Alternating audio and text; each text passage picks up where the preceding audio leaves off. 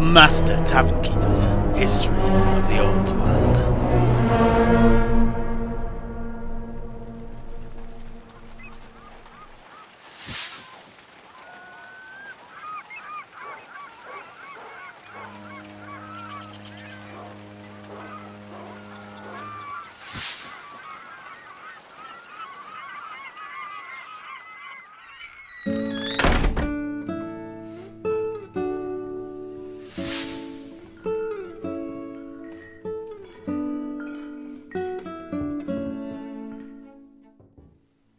And so, let us talk about the origins of these Karen Ghouls, those foul creatures that infest the ruined harbour of the dwarf hold of Ekrund.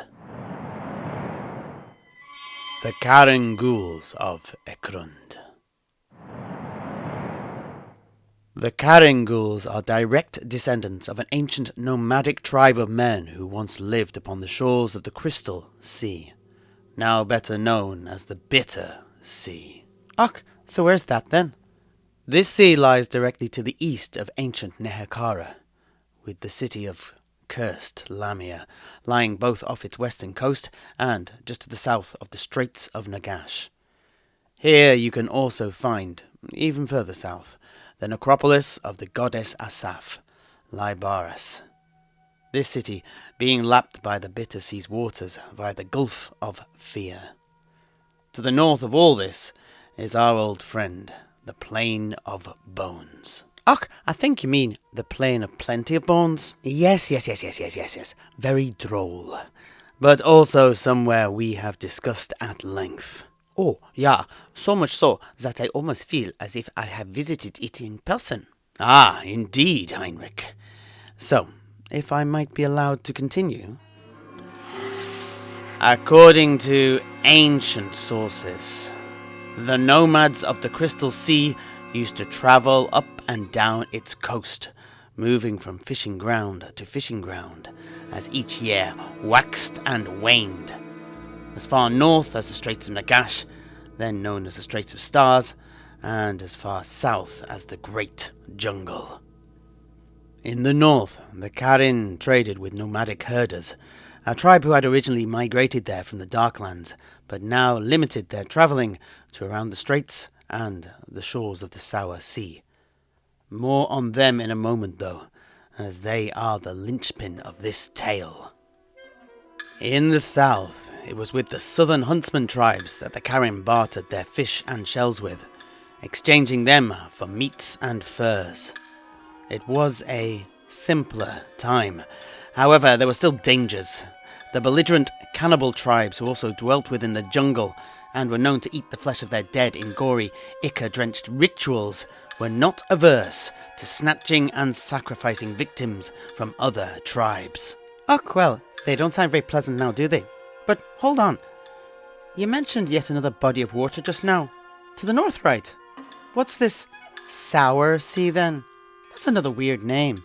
You know, like your Wolf and Skull rivers and the like. Ah, indeed. To the northwest of the Bitter Sea, connected by the Straits of Nagash, lies what has come to be known as the Sour Sea. It is a foul proliferator of much corruption and evil in our world. Och, how do you mean? With it being a sea and all, is it not just a big pile of wet? How's it spreading this here evil? Surely the salt water there ain't sentient or anything. Ah, I believe not, although it would not surprise me. Anyway, I'm happy to explain what I mean. First, know this. One of the largest peaks in the southern part of the World's Edge Mountains, well, at least of those that surround the Sour Sea, is known as Cripple Peak, although it barely resembles a mountain now. I'll come to all that later. However, in the bygone days we are currently talking about, it was called various, nay, numerous, and very different things. The scholars have identified about half a dozen names used to refer to the mountain, each employed in different eras of its history. At first it was thought that each name referred to a different peak in the region, but that was until the discovery of a poem upon a stone tablet uncovered in the sands below Cripple Peak, and now held in the University of Nuln. The Coming of Yagur. There, in the surf of our womb, our sea, Yagur's gifts swirl green and glow. They collect on the beach and in the root of the tree, and in our fauna grow. Count your blessings, bow low, and believe, for it was not always thus nor so, and long was the time with neither prayer nor plea, ages measured in lives left low.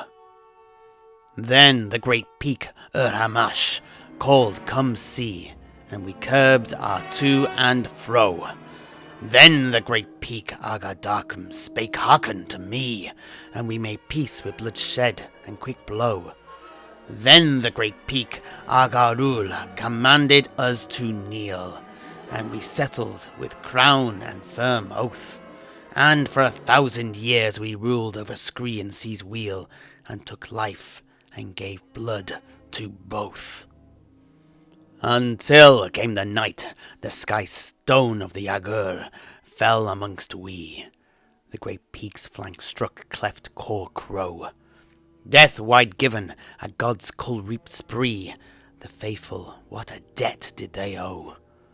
Then the great peak, Kadtur Magran, spake, "It is he!" And we bowed with deference in awe at the god-made stone. We became the Yagur, wielding his power dark and deadly, his priesthood of the peak steeped in flesh, blood, and bone. All hail the Yagur. Now, the meaning of this poem has long been debated, but the consensus is currently that the tribe of nomadic herders that the ancient Karin had traded with in the north were the first to pay attention to Cripple Peak, treating it as an important place of refuge, one where they would take shelter during the coldest part of the year, and it was they who named it Hamash, meaning the hearth stone. Around this time, the tribe began to lay their leaders, called hetmans, to rest in large primitive barrows. Nothing as sophisticated as you see here in the Empire or the Border Princes, rather more simple affairs, but a sign that they were developing into a less nomadic people. Around this point too, it seemed that they began to worship wooden totems shaped like men, and a priesthood rose to prominence in the culture. Later, the mountaintop appears to have taken on some sort of spiritual significance, becoming a place where feuds between factions, families, and individuals were each settled in what was known as trials of blood. During this time, the mountain took on a new name, Agardarkum, meaning the place of justice. Over the following centuries, the culture seems to have settled in the region, becoming a crude autocracy, ruled over by a hetman king. However, all this came to an end with the arrival of the Sky Stone of the Yagur, a god stone. The Sky Stone was no god though.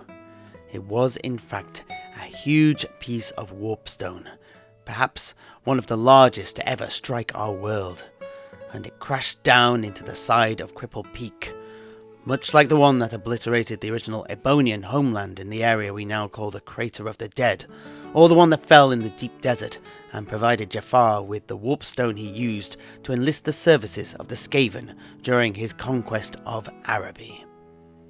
Anyway, in the immediate aftermath, green dust and debris settled over everything, covering the bodies of those killed by the impact and resultant earthquakes, mixing with the ash from the toppled and burnt flora, and mingling with the waters of the sea. Ancient tablets write of green surf and scum, souring the beaches and colouring the sand.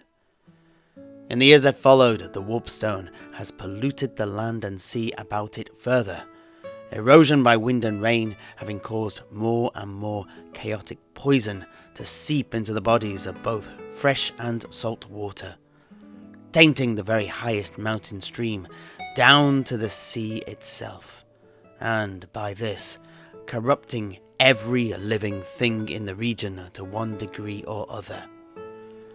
Well earned is its name, the Sour Sea. And the pollution was not limited to the Sour Sea alone. The Crystal Sea too suffered the same fate, likewise garnering it the name the Bitter Sea. Anyway, it was sometime after the arrival of this huge chunk of warpstone that the survivors began to worship it, calling it Cad Tur Magran, which means something like the Throne of Heaven. The worshippers called themselves the Yagur, the Faithful, and in the years that followed created a twisted civilization centered around a core of dark sorcerers, empowered by the magics of their warpstone deity. His power manifested in such feats as the casting of killing spells and having command of the dead, although such spells lacked the power and sophistication employed by necromancers today. There was a price for all of this, of course, and mutation was common in the priests of Yagur. Additionally, in the culture at large, reliance on magic meant that other technologies, such as the use of bronze and metalwork, were severely underdeveloped. But it was not all this that led to the creation of the first ghouls, like the ones that plague the old world in the Southlands today. There is much more to say. This was only the first step on the path. There are still many more twists and turns for us to navigate before we have the tale of how the carrion ghouls that prowled the ruined harbour of Ekrund in the time of the dwarf adventurers Dorin Heldor and Catelyn Candoom came to be there. But before all that, who would be good enough to refill my hollow tankard? Listen to how it pines with a sonorous voice for more ale.